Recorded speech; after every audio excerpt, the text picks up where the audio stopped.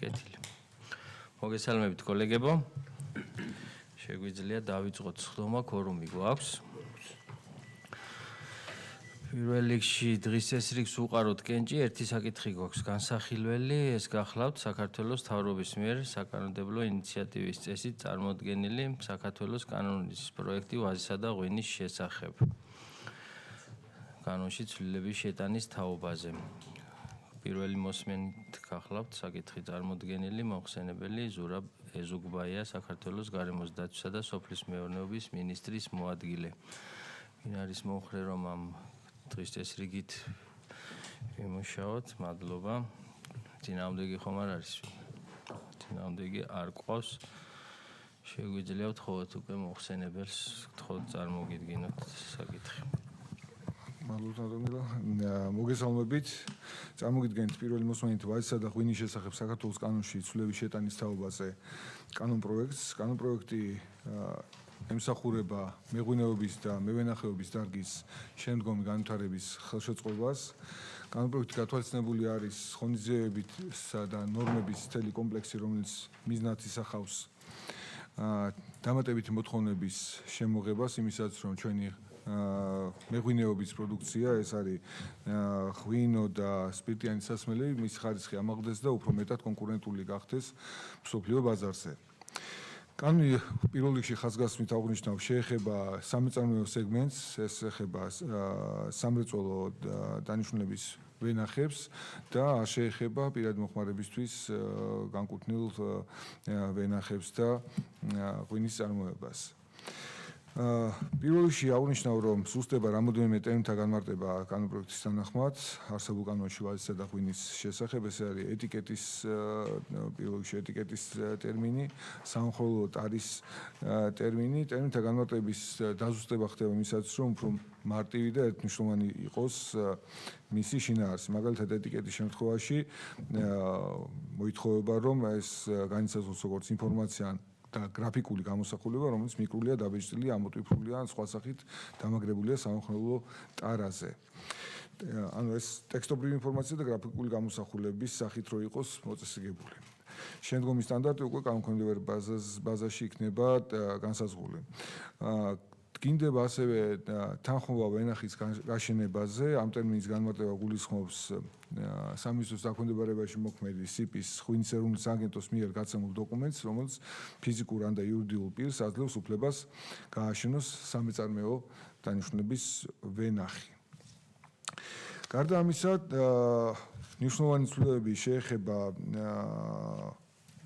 კომპანიების მიმართ წარდგენილ მოთხოვნას, რომელიც ითვალისწინებს ალკოჰოლიანი სასმელი სპირტის, ვაზის სამყარო მასალის და ვაზის სარგავი მასალის წარმოებასა და შენახვასთან დაკავშირებულ ტექნოლოგიური პროცესების აღრიცხვას. ეს აღრიცხვა ამ აღრიცხვის ვალდებულება აქამდეც არსებობდა მოქმედ კანონში და უბრალოდ იყო შეზღუდული გარკვეული დადგენილი ვადები. დღესდღეობით უკვე ის ეტაპი, როდესაც მსხვილმა ღვინის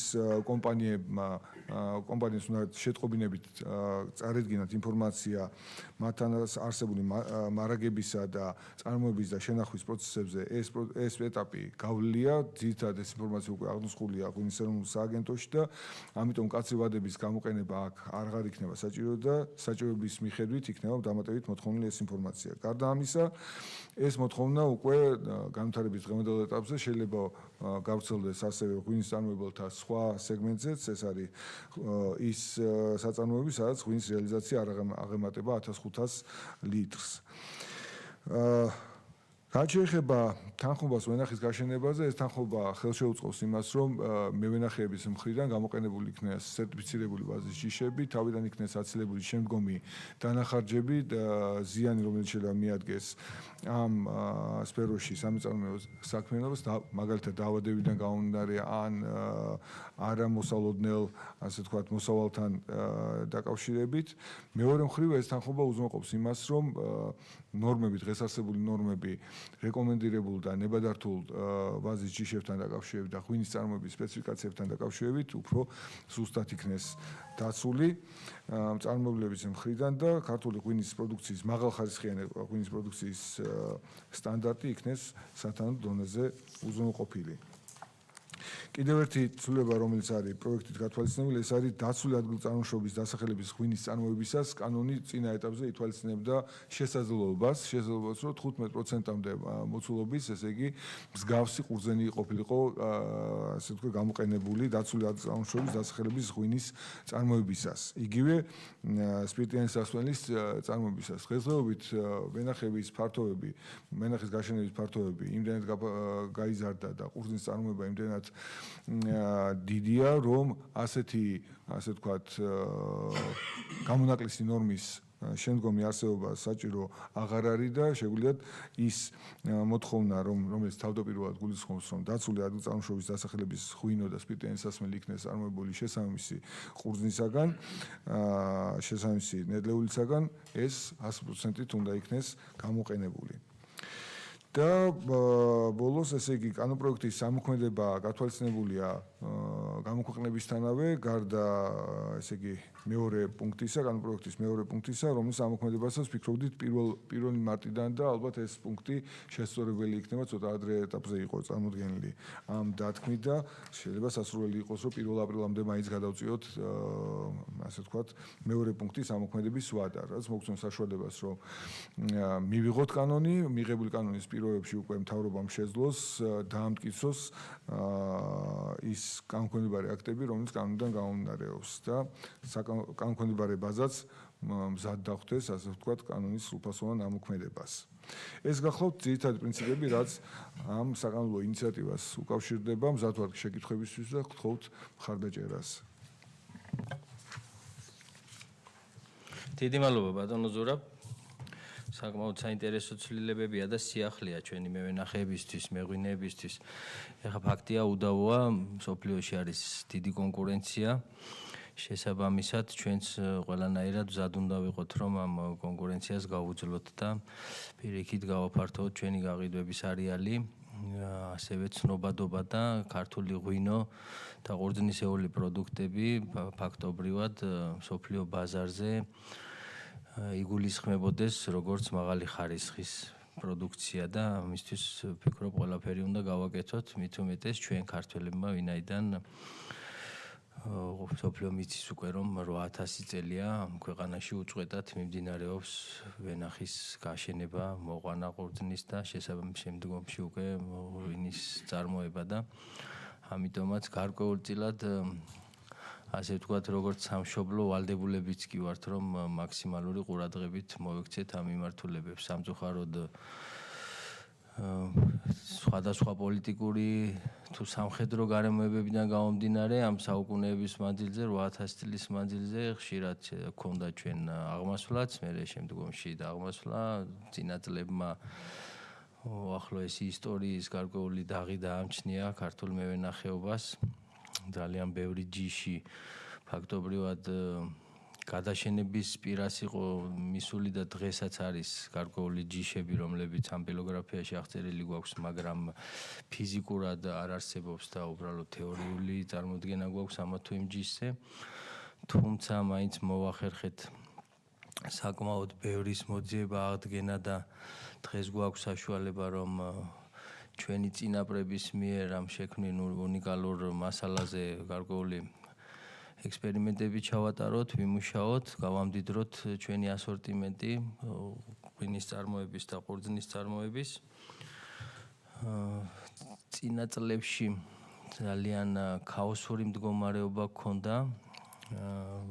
გაიხსნა ბაზრები, გავხდით დამოუკიდებელი ქვეყანა და შესაბამისად მოთხოვნაც გაიზარდა თავისუფალი ეკონომიკის პირობებში, მაგრამ ქვეყანაში არ არსებობდა სერტიფიცირებული სანერგეები და შესაბამისად ბევრი ვენახი ისეთია გაშენებული, სანამ ყურძენი არ გამოისხა, იქ მეპატრონემ და მევენახემ არც იცოდა საბოლოო ჯამში რა შედეგს მიიღებდა და ბევრი დაავადების, გავრცელების კერაც გაჩნდა და ეს ვირუსები და ასე შემდეგ, ასე შემდეგ.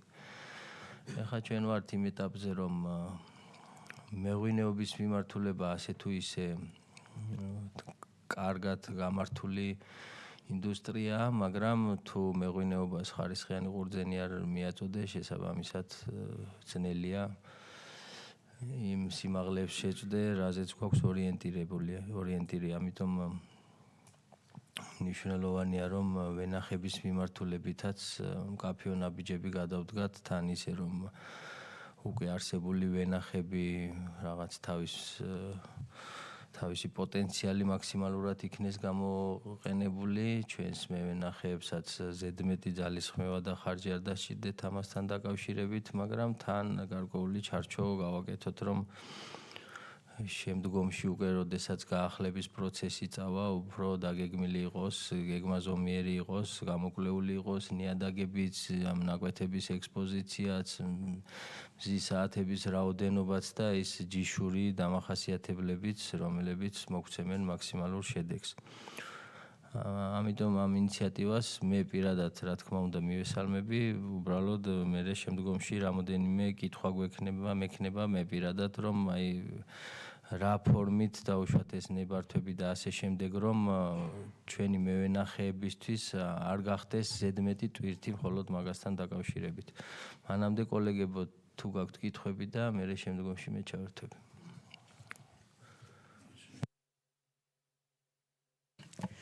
მოგესალმებით, მივესალმებით, რა თქმა უნდა, ათასწლოვანი ტრადიცია გვაქვს ღვინის, თუმცა არის გამოწვევა, რაზეც ბატონმა გელამ ისაუბრა და ხარისხი ძალიან მნიშვნელოვანია.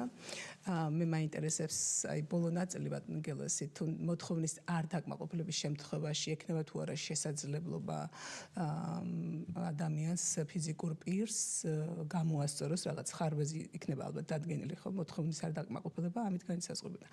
რა გარკვეული ვადა იქნება მისთვის განკუთვნილი თუ ეს კანონქვემდებარე ნორმატიული აქტით დარეგულირდება თუ ეს როგორ მოხდება ამ ყველაფრის წოდება. Გასულ მადლობა შეკითხვისთვის.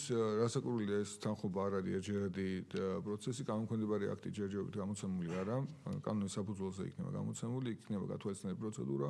თუ დოკუმენტაციის წარდგენის ეტაპზე არის რაღაც ხარვეზი დაშვებული, ამ დოკუმენტაციის გათვალისწინებული ხარვეზის შევსების ვადა ბუნებრივია იქნება. თუნდაც ხარვეზის შევსების შემდგომ რომ იყოს შეუძლებელი თანხმობის გაცემა იმ შემოთავაზებაზე, ასეთ შემთხვევაში თანხმობა არ გაიცემა, მაგრამ ეს არ გამორიცხავს იმას, რომ არ კარგავს პირი უფლებას, რომ ხელახლა გამოასწოროს და მიმართოს. უფრო მეტიც, ესე იგი, რეკომენდაციებიც და დასაბუთებაც, მოსამოტივაციო ნაწილი ამ გადაწყვეტილებას ექნება, რომელიც დაეხმარება მევენახეს სწორი, ასე ვთქვათ, უზრუნველყოფა გააკეთოს თავისი მოთხოვნის. როგორც ბატონი გელა ამბობდა, საუბარი არის მხოლოდ და მხოლოდ ახალგასაშენებელ სამეწარმეო ვენახებზე, არა ძველზე, ლაპარაკია, როდესაც მეწარმე აპირებს ან ახალი ფართობისათვისებას, ან ძველი ვენახის ასე დაბერებული ვენახის ჩანაცვლებას, ამ შემთხვევაში გვინდა რომ მას ქონდეს სრული ინფორმაცია და შესაძლებლობა რომ სერტიფიცირებული სათანადო მოსავლიანების და იმიგროზონის შესაბამისი ყურძენ ვენახის ჯიშები გამოიყენოს და მიიღოს მაქსიმალური შედეგი, რაც შეუძლება. მოგესალმებით. ბატონო ზურაბ, პირველში რაღაც კითხვა დასაზუსტებლად და ჩემ მოსაზრებას ვიტყვი ბატონო გელო თუ შეიძლება. კონსულტაციები თუ იყო კონკრეტულ ჯგუფებთან ან მევენახეებთან ან და ზოგადად რაიმე საერთაშორისო პრაქტიკა თუ გავითვალისწინეთ ამ ცვლილებების გამო. ეს ერთი კითხვა მაქვს. და მეორე ანუ ჭარმოსავლიანობაზე გვაქვს პრეტენზია? აი ეს ორი ისეთი მცირე კითხვა და ჩემი მოსაზრება მინდა გითხრათ მე. მოგახსენებთ, კონსულტაციებს რაც შეეხება პირველ რიგში კანონპროექტი არის მომზადებული განმოსდაცვით და სოციალურ სამინისტროს მიერ დაყრდნობით იმ წინადებაზე, რომელიც ღვინის ეროვნულმა სააგენტომ წარმოადგინა. ღვინის ეროვნული სააგენტო გახლავთ ის ვიწრო დარგობრივი უწყება, რომელიც მუდმივად კონტაქტში იმყოფება მევენახეებთან, მეღვინეებთან და მას უკვე არაერთი წლის ესე ვთქვათ, ინფორმაციის გასვლის რეჟიმი აქვს მევენახეებთან. დარწმუნებული ვარ, რომ ესეთ შეხვედრებიც იყო ჩატარებული და წინასწარ ამ საკითხზე მსჯელობა გაიმართა და ის პოზიციები, რაც იყო თავდაპირველად, ეს სხვა შორის დაზუსტდა, დაკორექტირდა და ისეთ სახით იქნა წარმოდგენილი მთავრობის და შემდგომ პარლამენტის წინაშე. საერთაშორისო გამოცდილებასაც ბუნებრივია ჩვენი უწყება ითვალისწინებს, ძირითადად ორიენტაცია არის მაღალი ხარისხის ყურძნის მწარმოებელ ქვეყნებზე, როგორც არის საფრანგეთი, იტალია იტალია, ესპანეთი და ის პრაქტიკები, რომელიც ამ ბაზებზე ხდება, სხვა შორის სოფლიო ღვინის ბაზარზე ვითარება არის ცვალებადი, დამოკიდებულია ბევრ სხვადასხვა ფაქტორზე, მათ შორის არის ერთ-ერთი ფაქტორი ჭარბმოსავლიანობა, თვითონ მომხმარებლის, ასე ვთქვათ, სამომხმარებლო ასე ვთქვათ, მოთხოვნების ცვლილება, მომხმარებლის კატეგორიის შეცვლა, ასაკობრივი კუთხით, მომხმარების გეოგრაფიის გაფართოება და ვალდებულება, რომ მოერგო როგორც ტექნიკურ, ასევე საგემოვნო სტანდარტებს იმ ქვეყნის იმ ახალი ბაზრის, რომელიც არის ასათვისებელი და ჩვენ რასაკვირველია უყურებთ და ყურადღებას ვაქცევთ იმას, რომ კონკურენცია როგორ სახეს იძენს მსოფლიო ბაზარზე, ქართული ღვინის წარმოება არ უნდა იყოს ორიენტირებული მხოლოდ შიდა დაცულ მცირე სეგმენტზე, შიდა ბაზარზე, ჩვენ ექსპორტზე ორიენტირებული ქვეყანა ვართ და ეს დარგი ერთ-ერთი ესეთი პერსპექტიულია და დღესდღეობითაც საექსპორტო დარგი, ამიტომ ყველა შემთხვევაში ჩვენი ორიენტაცია არის სწორედ მაღალი ხარისხის ღვინის პროდუქციის სეგმენტზე. მაგალითისთვის ბატონ ლევანთან არეზის გვისაუბრია, გეტყვით რომ ახლახანს იყო ბატონ ლევან მიუნებაში საფრანგეთში და იქ საერთოდ ხისტი ზომები მიიღება და კანონებულიც არის ხისტი ზომები, ანუ ჭარბი, ასე ვთქვათ, ვენახების ასე ვთქვათ, შემცირება ხდება სავალდებულო მოთხოვნა და ეს მოთხოვნა უზრუნველყოფილი უნდა იყოს თვითონ მრეწველის სახსრებით, ანუ თავისივე სახსრებით შემცირება უწევს და პროცენტული ზღვარიც კი არის დაწესებული, რომელიც გულისხმობს, რომ ამდენ პროცენტზე მეტი ესე იგი ვენახის გაშენების შესაძლებლობა არ ექნება შესაბამის რეგიონებში. ანუ ამას გაცილებით რომ კაცრი რეგულირება გამოიყენება იმ დიახ ამას რაც შემოთავაზებული, ამას გაცილებით უფრო მკაცრი ნორმები არის გამოყენებული დღესდღეობით და კიდევ ერთხელ გამეორდები, ეს ნორმები არ არის ის, რაც ჩვენ დავინახავდით 10 წლის წინ, ან 20 წლის წინ, გინდა უცხოურ ბაზრებზე, გინდა ჩვენთან, კვლავ ჩვენ ორიენტაციას ვიღებთ იმ შეცვლილ კონკურენტულ გარემოზე, რომელიც მსოფლიო ბაზარზე ჩვენ გვხვდება და ამით არის ნაკარნახები ეს მოთხოვნებიც. გასაგებია, მადლობა. შეიძლება თუ კითხვა გაქვთ, თუ არა მოსაზრება. კი, არა, კითხვა მაქვს, კითხვა მაქვს ბატონო გელა, კითხვა მაქვს ჭარბ მოსავლიანობასთან დაკავშირებით. ჩვენ ვიცით, რომ არსებობს ძალიან მარტივი მეთოდი, ნებისმიერი ვაზი, მინერალების საშუალებით ან ეგრეთ წოდებული რქების დატოვების საშუალებით ნებისმიერ დროს შესაძლებელია ნებისმიერმა მევენახემ არა კეთილსინდისიერად თუ კეთილსინდისიერად მიიღოს ის მოსავალი, რაც სურვილი ექნება, თუნდაც რეგულაციის შემდეგ. რამდენად ეს შემოთავაზებული კანონპროექტი დაარეგულირებს ამას, ეს ერთი და ავტომატურად ხომ არ ძვირდება გამომდინარე იქიდან, რომ რაღაც სახუპაცხოვრებო თვალსაზრისით მარტივად შეუძლია მევენახეს ვთქვათ ლერწმის საშუალებით გაახაროს ვაზი და ზოგადად რა ფასი დაჯდება, როგორი ფასი დაჯდება ვთქვათ სანერგედან აღებული ვალდებულება, თორე სანერგე ახლაც არის რა თქმა უნდა, ეს ხომ არ გააძვირებს თქვენი აზრით იდეაში ვენახის გაშენების საშუალებას. და კიდევ ერთი კითხვა, 15%-ს რაც შეეხება რეგიონში, სადაც შესაძლებელია მოვიდეს თქვათ ჭარბი მოსავალი და მეორე რეგიონში, სადაც შეიძლება ჩავარდეს მოსავალი. ამ შემთხვევაში თუ მას არ ექნება ვთქვათ ამ 15%-ის გამოყენების საშუალება. ამ შემთხვევაში ჩაუწება თუ არა პროდუქცია, ან მიზერულ თანხად მოუწევს თუ არა პროდუქციის გასხვისება. და რაც შეეხება ევროპულ კანონმდებლობას, ევროპის თვალსაზრისით ხის დამოკიდებულებას მე ვემხრობი, ოღონდ ვემხრობი იქიდან გამომდინარე, როდესაც ეგრეთ წოდებული პასპორტიზაცია დასრულებული, აბსოლუტურად არის აღწერილი მიწები, ჩამოყალიბებულია ზონები, მიუხედავად იმისა, რომ ძალიან ბევრი რამ არის გაკეთებული და არის უკვე ჩვენთან ზონალური თვალსაზრისით ეს გაყოფილი და ამ შემთხვევაში ხომ არ აჯობებდა, რომ ჯერ ვთქვათ ან პასპორტიზაციის ან ქართული ვერსიის ვარიანტით რაღაცნაირად მოგვეწესრიგებინა ეს და შემდეგ მიგვიღო რეგულაციები, იმიტომ რომ რეგულაციები ზოგადად მგონია რომ მცირე მეწარმეებს ან სურვილის მქონე ადამიანებს უფრო შეუშლის ხელს და შეიძლება ითქვას უპირატესობაში ჩავაყენებთ ძლიერ ბიზნესმენებს და მწარმოებლებს, ვინც არიან ჩართული დიდი ვენახების გაშენებაში. ცოტა უსამართლო მგონია ჩემი აზრით. მადლობა.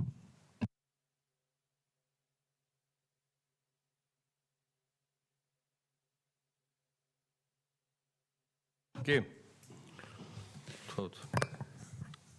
ვეცდები გავცე ამ დასმულ კითხვებს პასუხი, ესე იგი პირველ რიგში კანონპროექტი რაიმე განსაკუთრებულ შემზღუდავ ნორმებს არ შეიცავს და მე ვფიქრობ, რომ არც დიდად რამე განსხვავებული სტანდარტები აქ არ შემოდის, არის ლაპარაკი იგივე სტანდარტებზე, რომელიც ჩვენ უკვე გვაქვს კანონში და კანონქვემდებარე ბაზაში ასახული, რომელიც გამოიყენება მაღალი ხარისხის პროდუქციის საწარმოებლად, უბრალოდ ამ სტანდარტების ასე ვთქვათ შესაბამისობა იქნება უზრუნველყოფილი გამონაკლისების ამოღების გზით. სერტიფიცირებულ ვაზთან დაკავშირებით, სანერგიესთან დაკავშირებით მე ვიტყოდი, რომ ეს ძალიან მნიშვნელოვანია ქვეყანა, რომელსაც აქვს ამდენწლიანი, ამდენ საუკუნოვანი ისტორია მევენახეობის და მეღვინეობის, მას უნდა გააჩნდეს ასევე სათანადო სანერგე მეურნეობები, რომელიც უნდა უზრუნველყოფდეს დარგის განვითარებას. სანერგე მეურნეობის განვითარებას სჭირდება ბუნებრივია სტანდარტის დაცვა და ხარისხის იმ დონის უზრუნველყოფა, რომელიც უნდა იყოს დარგში დაცული და ეს მიიღწევა სერტიფიცირების გზით. სერტიფიცირებული სანერგე მეურნეობიდან მიღებული პროდუქციით არის მოთხოვნილი მათ შორის, ესე იგი ახალი ვენახების გაშენება. ახალი ვენახები, რომ ეს რასაკურველი აქ თუ იქნება ბაზარზე განსხვავება სერტიფიცირებულ და არასერტიფიცირებულ ენერგიებს შორის და ორივე ეს პროდუქტი იქნება დაშვებული, შეიძლება მათ შორის იყოს გარკვეული სხვაობა ფასში და ეს სხვაობა, ასე ვთქვათ, საბოლოო პროდუქციაში, ვენახის გაშენებაში ან ღვინის წარმოებაში გარკვეულ პროცენტულ სხვაობას ასევე ან კომპონენტს შეიცავდეს, მაგრამ მე დარწმუნებული ვარ, რომ ჯამში ეს განსხვავება იქნება ბევრად უფრო მეტად გადაფარული იმ რისკების დაზღვევით, რომელიც მოყვება არასერტიფიცირებული ენერგიების გამოყენებას, რომელიც მოყვება ვენახის გაშენებას, ახალი ვენახის გაშენებას სათანადო კომპეტენტური უწყების მხრიდან თანხმობის გაცემის გარეშე და ამ რეკომენდაციების გათვალისწინების გარეშე. მაგალითისთვის ჩვენ რომ მოვითხოვეთ პრაქტიკული ინფორმაცია, აღმოჩნდა, რომ უკანასკნელ წლებშიდაც კი, როდესაც საკმაოდ ხელმისაწვდომია ინფორმაცია, არის ხშირი ფაქტები, როდესაც ახალი ვენახი შენდება ისეთ ნიადაგზე, რომელიც არ იძლევა მოსავლის მიღების საშუალებას, თიხნარ მიწებზე ხდება შემთხვევები, როდესაც დაავადება ვრცელდება არა მარტო საკუთარ ვენახებში, არამედ გადადის გვერდით ვენახებში და ესეთი შეცდომები არა მარტო მყისიერ ზიანს აყენებს კონკრეტულ ბიზნეს სუბიექტს, არამედ რეპუტაციულადაც დიდ დარტყმას აყენებს დარგს და ირიბი ნეგატიური ეფექტიც აქვს და თუ ამას სათვალავში მივიღებთ, მე ვფიქრობ, რომ გაზიურებაზე არ ელაპარაკი, პირიქით უფრო მეტ ეკონომიაზეა საუბარი. 15%-იან ასე ვთქვათ გამონაკლისზე, როდესაც ჩვენ ვსაუბრობთ, აქ საუბარი არის იმაზე, რომ არის ქვეზონა, არის მიკროზონა, არის დაშვებული რეკომენდირებული ვაზის ჯიშები და ამ ვაზის ჯიშების და სათანადო ტექნოლოგიების გამოყენებით უნდა იქნეს უზრუნველყოფილი ღვინის წარმოება. თუ სპეციფიკაცია მოითხოვს 100%-ით ამ კონკრეტული ჯიშებიდან, ასე ვთქვათ, ყურძნიდან წარმოებული ღვინო მასალიდან ღვინის წარმოებას ან სპირტიანი მასალის წარმოებას, ბუნებრივია ამის შესაბამისად უნდა იყოს ეს წარმოებული, რომ შეესაბამებოდეს სათანადო ხარისხს და პასუხობდეს იმ მოთხოვნას, რაც გახლავთ, ესე იგი დაცული ადგილწარმოშობის სახელწოდების მქონე ღვინო ან სპირტიანი სასმელი. თუ პირობითად ვერ მოხდება 15% შევსება, მაშინ დანარჩენი 85%-ის მეშვეობით იქნება ეს პროდუქცია წარმოებული. თუ ჯამში ქვეყნის მასშტაბით, ესე იგი მოსავლიანობის გამო იქნება შემცირებული ღვინის წარმოების პროდუქცია, ბუნებრივია ეს აისახება ფასებზე და კომპენსირებას ახდენს უკვე ფასი. და ბოლო პოზიცია ეს არის რეგისტრაცია მევენახეების სხვა შორის სოფლის მეურნეობის სხვა დარგებთან შედარებით ესე იგი ზონირება, მიკროზონების აღრიცხვა და ამის დიგიტალიზაცია ციფრულ მონაცემებში გადაყვანა უფრო მეტად არის დღესდღეობით ეს განხორციელებული მევენახეობის სფეროში. უწყებას გააჩნია მევენახეთა კადასტრი, ეს კადასტრი არის ლოკალიზებული, ესე იგი, მიწის ნაკვეთების მიხედვით, არის ცნობილი სახეობებიც და ეს ბაზა გამოიყენება ციფრული ესე იგი, პროგრამული პროდუქტის მეშვეობით, მათ შორის რთველის მართვის დროს და ღვინის ეროვნული სააგენტოს ფუნქციების განხორციელების დროს. ამიტომ ამბობ, რომ აღრიცხვიანობის კუთხით და პირველადი მონაცემების შეგროვების კუთხით ეს ეტაპი უკვე წარსულში, როგორც ბატონი გელავი ბრძანებდა და დღეს ჩვენ შემდგომ ნაბიჯებს ვდგავთ ჩვენი დარგის განვითარებისთვის და ხელშეწყობისთვის. კეთილი. კიდევ კითხვები ხომ არ გაქვთ? თხოვთ ბატონი. მოგესალმებით, მაინტერესებს რა მდგომარეობა გვაქვს ამჟამად სერტიფიცირებული სანერგე მეურნეობების კუთხით საქართველოში. ადგილობრივი წარმოება აკმაყოფილებს ბაზარს თუ უცხოეთიდან ხდება ენერგიების შემოტანა. და მეორე, თუ სანერგე მეურნეობიდან მოხდება მიწოდებული ენერგიის უხარისხო მიწოდება, ვინ იქნება პასუხისმგებელი დამდგარ ზარალზე? ჩვენ გვაქვს ანალოგიური სიტუაცია ლურჯი მოცვის შემთხვევაში. როცა სახელმწიფოს მიერ შერჩეული სერტიფიცირებული შემოტანების მიერ უცხოეთიდან შემოტანილი ენერგიების მე-13 აღმოჩნდა უარგისი, რომელიც რამოდენიმე წლის განმავლობაში ზარალს აყენებდა ფერმერებს. აქედან გამომდინარე, ასევე სახელმწიფომ დააფინანსა ენერგიები და ეს რისკები რომ დაზღვეული იქნეს, ხო არ გვაქვს რამის შემუშავებული, რომ ანალოგიური სიტუაცია ისევე არ განმეორდეს მევენახეობაშიც, რომ ფერმერები რამოდენიმე წლის მერე ვლინდება, რომ ჯიში უარგისია ან სხვა არის და აქ როგორ ვაზღვევთ ამ სიტუაციას? დიდი მადლობა საინტერესო კითხვაა ბატონო გელავი. თხოვთ. მადლობა კითხვისთვის. ესე იგი, მოგახსენებთ, რომ შეიძლება საწყის ეტაპზე მხოლოდ საქართველოს შიგნით ლოკალიზებული შეიძლება არ იყოს ყველა სერტიფიცირებული ვაზის ენერგიის მწარმოებელი და გამოყენებული იქნეს პარალელურად იმპორტული სერტიფიცირებული ენერგიები. ეს დამოკიდებულია ყურძნის ჯიშზეც და დამოკიდებულია ასე ვთქვათ მეწარმის პოლიტიკაზე.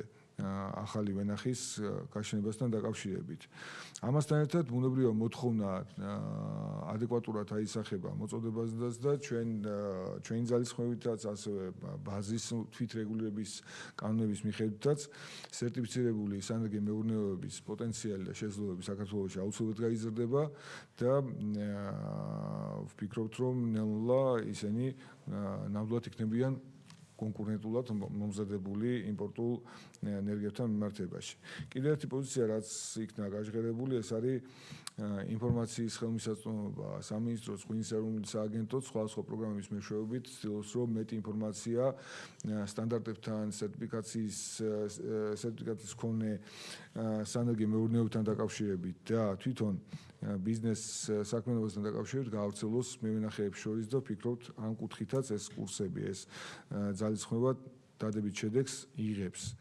სერტიფიცირება მოგეხსენებათ, რომ არის პროცედურა, რომელიც რაღაც ნორმებზე პასუხად, ნორმებთან შესაბამისობის დადასტურების შედეგად სრულდება, ამიტომ ჩვენი კანონმდებლობრივი ბაზას ბუნებრივია გაითვალისწინებს იმ მოთხოვნებს, რომელსაც უნდა უპასუხოს სერტიფიცირებულმა სანერგე მეურნეობამ და ამ მოთხოვნებს შორის უნდა იყოს ბუნებრივია გადაზღვეული ის რისკები, რასაც თქვენ ბრძანებთ, რომ სერტიფიკატი არ ქონდეს მიღებული ისეთ სანერგე მეურნეობას, რომელსაც არ აქვს გარანტირებული შესაბამისი დაცვის ხარისხი.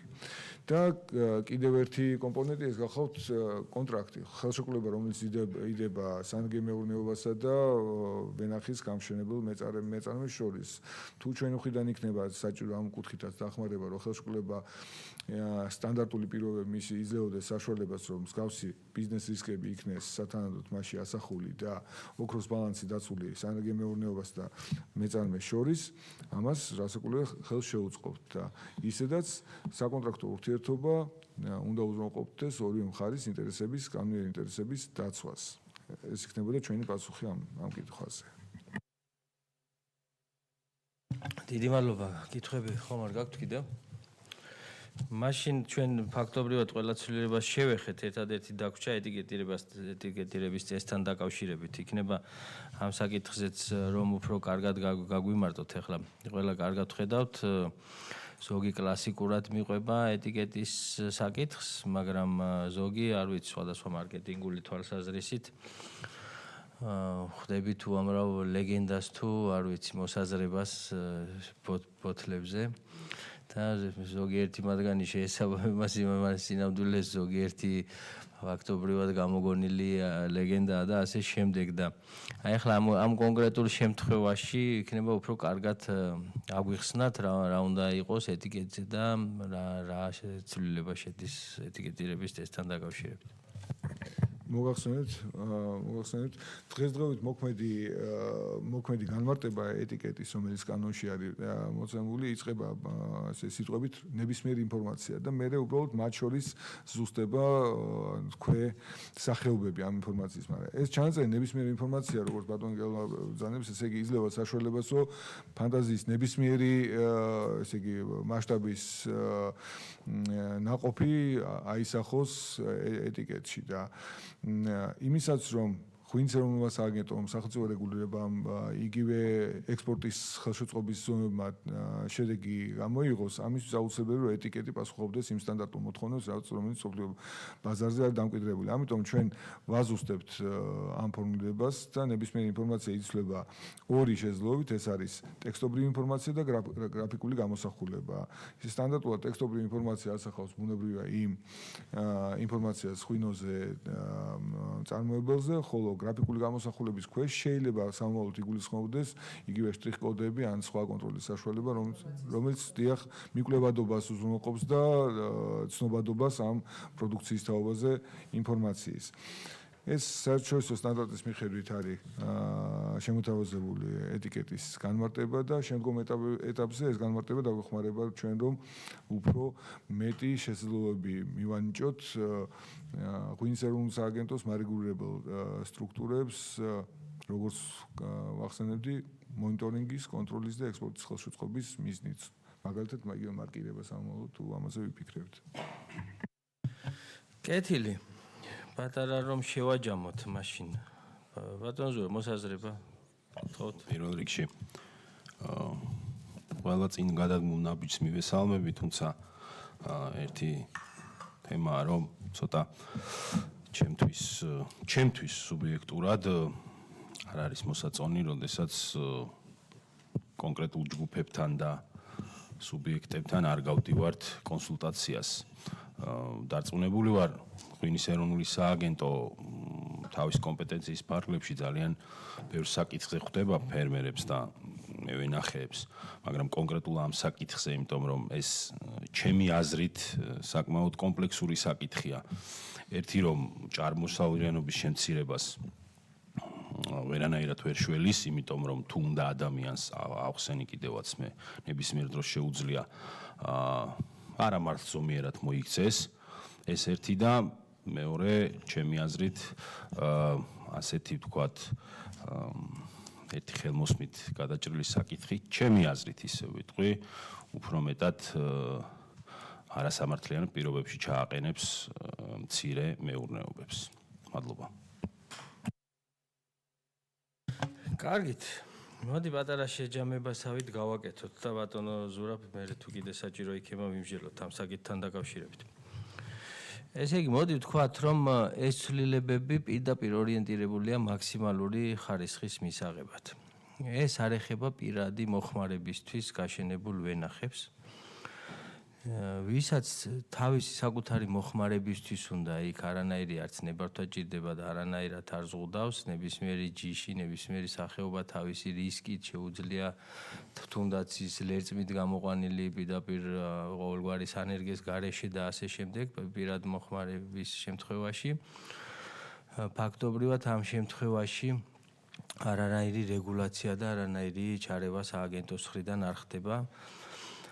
ეს ცვლილებები ეხება მხოლოდ და მხოლოდ კომერციული დანიშნულების ვენახებს იმ ადამიანებს, ვინც ფიქრობს, რომ სამომავლოდ თავისი ცხოვრება, ბიზნესი დაუკავშიროს მეღვინეობას და როგორც შიდა მოხმარებისთვის, ასევე საექსპორტოდ აწარმოოს ღვინო და ყურძნისეული პროდუქცია.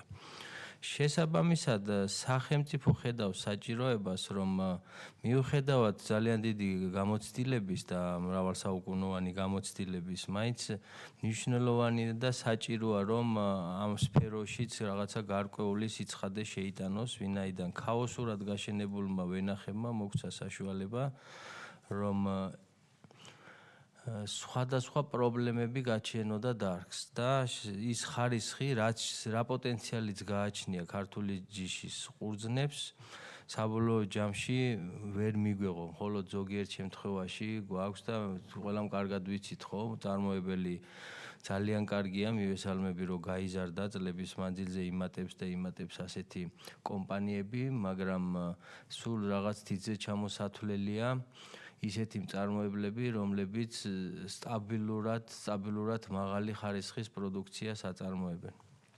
ეს არის იმის მაჩვენებელი, რომ სწორედ თავისი ნიადაგიდან გამომდინარე, ჯიშური სიწმინდიდან გამომდინარე, არ იძლევა საშუალებას ხშირად ჩვენთან მოყვანილი ყურძენი იმის საშუალებას, რომ ესეთი პროდუქცია ვაწარმოოთ, რომელიც მსოფლიო ბაზარზე კონკურენტუნარიანს გაგვხდის. ასევე ეს ცვლილებები არ ეხება უკვე არსებულ ვენახებს. შესაბამისად, რა ვენახებიც არსებობს საქართველოში, ის ვენახები გააგრძელებენ თავის პროდუქტიულობას და ის მეპატრონეებიც ჩვეულებრივ რეჟიმში ითანამშრომლებენ. აქ საუბარია მხოლოდ ახალ ვენახებზე, რომელსაც გადაწყვეტავს ესა თუ ის მეწარმე, რომ ახალი ვენახი გააშენოს. შესაბამისად, სახელმწიფოს გააჩნია ყველაზე მეტი ინფორმაცია ბუნებრივია იცით თქვენ და სახელმწიფო პირიქით დამხმარეც კი გამოდის ასეთი მეწარმეებისთვის, ვინაიდან ამ ნებართვის პროცესში ხდება უკვე კვლევა თუ რა ნიადაგზე უნდა გაშენდეს ესა თუ ის ვენახი, რა შემცველობისაა ეს ვენახი, რომ მე შემდგომში ახლა როგორც ბატონი გელაბძანებდა, ხო, მოცთან დაკავშირებით, ახლა ერთი შემთხვევა იყო რომ ნერგი როგორი გამოგადგებოდა და მეორე იყო კიდე რომ კონკრეტულ ადგილას ის ნერგი სულ საუკეთესო ნერგი ყოფილიყო საბოლოო ჯამში რა შედეგს გამოიღებდა ხო იყო თუ არა შესაბამისი ნიადაგი იმ კონკრეტულ ადგილას რომ მაქსიმალური ხარისხი მიგვეღოდა. ამ შემთხვევაში სწორედ სააგენტოს იქ მიწის მართვის დეპარტამენტის ჩაერთვება ბუნებრივია, იქ სამეცნიერო კვლევით ცენტრი ჩაერთვება და მოხდება შემოწმება, რომ მეწარმემ წინასწარ იცოდეს, რომ აი გაშენებულ ვენახს საბოლოო ჯამში რა შედეგი ექნება და მე რაც მთავარია კიდე ჯიშური სიწმინდე იყოს, ვირუსებისგან გასუფთავებული ნერგები იყოს, თან მით უმეტეს ეს პროგრამა არსებობს და გაგრძელდება ბუნებრივია სანერგე მეურნეობების თანადაფინანსების ესეც პარადოქსია, ვინაიდან ახლა წამყვანმა ღვინის კომპანიებმა ძირითადად ვაზები შემოიტანეს უცხოეთიდან და ქართული ჯიშის ვაზები არის გაშენებული დღეს საქართველოში საფრანგული სანერგეებიდან, იტალიური სანერგეებიდან. ჩვენთანაც არის ხო ამ სამაგისო პოტენციალი, როდესაც მოთხოვნა არსებობს, აქაც შეიძლება რომ ადგილზე ჩვენ დღეს გვაქვს უკვე ყველანაირი შესაძლებლობა თავისი ლაბორატორიების ჩათვლით, რომ ასეთი მაღალი ხარისხის ენერგიები ვაწარმოოთ საქართველოში. ამას გარკვეული წილად სტიმულიც სჭირდებოდა სავარაუდოდ და ესეც იქნება ერთ-ერთი სტიმული, ვინაიდან უკვე მოთხოვნა იქნება ახალ გასაშენებელ ვენახებზე, რომ სერტიფიცირებული ენერგიით გაშენდეს და ამიტომ ეს პროგრამა უფრო ფუნქციურად იმუშავებს დარწმუნებულია. ესე იგი თქვენ ახსენეთ კიდევ უცხოეთის ანალოგები. საკმაოდ მკაცრია ამ შემთხვევაში ჩვენი ასე ვთქვათ ორიენტირი ხო ვის შეიძლება შევედაროთ. ბუნებრივია პირველ რიგში თავში მოგვივა ალბათ საფრანგეთი, მოგვივა ესპანეთი, იტალია და ასე შემდეგ და ამ მიმართულებით თუნდაც გერმანია. ამ მიმართულებით ანალოგიური რეგულაციები ძალიან მკაცრია. ეხლა შემიძლია მოგიყვანოთ რამოდენიმე მაგალითი. აი მაგალითად საფრანგეთში 15000 ევრომდეა ყოველწლიურად ჯარიმა ნებართვის ან წინასწარი შეტყობინების გარეშე გაშენების შემთხვევაში და ეს არის თითოეულ წელს. თითოეულ წელს ახდევინებს და თან მე შემდგომში ვალდებულება აქვს მეწარმეს რომ თავისივე ხარჯებით ამოძირკოს ეს ვენახი და 4 თვეს აძლევენ თუ ამ 4 თვის განმავლობაში მე 6000-დან 30000 ევრომდე ადის ეს ჯარიმა და ამ ვადის გასვლის შემდეგ უკვე 20000-დან 100000 ევრომდეა პირველ წელს თუ დაუშვათ იმ რეკომენდაციებს მეწარმე არ გაითვალისწინებს და არ ამოძირკავს. აი ავიღოთ მაგალითად იტალია ხო? იქაც 5000 ევრომდეა ჰექტარზე და პლუს სავალდებულო ამოძირკვა 4 თვეში. იგივე ხდება გერმანიაში 1600 ევროდან 2400 ევრომდეა და პლუს ასევე იქაც საკუთარი ხარჯებით და მე შემდგომში თუ ამას არ ასრულებ, აი რუმინეთში მაგალითად მე შემიძლია შემდგომში მოგაწოდოთ და დაინტერესების შემთხვევაში ხა ჩვენ ამ მიმართულებით ასეთი ტიპის სანქციებზე, ჯარიმებზე არ გვაქვს საუბარი, აქ ფაქტობრივად უფრო მეტად რეკომენდაციული ხასიათი აქვს ამ ყველაფერს და შემდგომში ვინც ფიქრობს მეწარმე რომ უნდა მეღვინეობით დაკავდეს ან კომერციული ვაზი გააშენოს, ბუნებრივია მას ის თავის ინტერესშიც არის რომ ეს რეკომენდაციები გაითვალისწინოს და მე შემდგომში გავაძლები და 4 წლის მერე და 5 წლის მერე არ დარჩეს იმედგაცრუებული რომ დაინახავს რომ ვერ მიიღებს იმ შესაბამის შედეგს რა შედეგსაც ელოდებოდა. აი ეს არის ბატონო ზურაბ თუ გააქვთ კიდევ მოსაზრებები ამასთან ამ საკითხთან დაკავშირებით თუ არა შეგვიძლია უყაროთ კენჭი და დავასრულოთ ხდომა. ვინ არის მომხრე რომ აღნიშნულ ცვლილებებს უყაროთ კენჭი? წინააღმდეგი ხომ არ არის ვინმე? წინააღმდეგი არ ყავს, საკითხი მიღებულია, ხდომა დახურულია. დიდი მადლობა.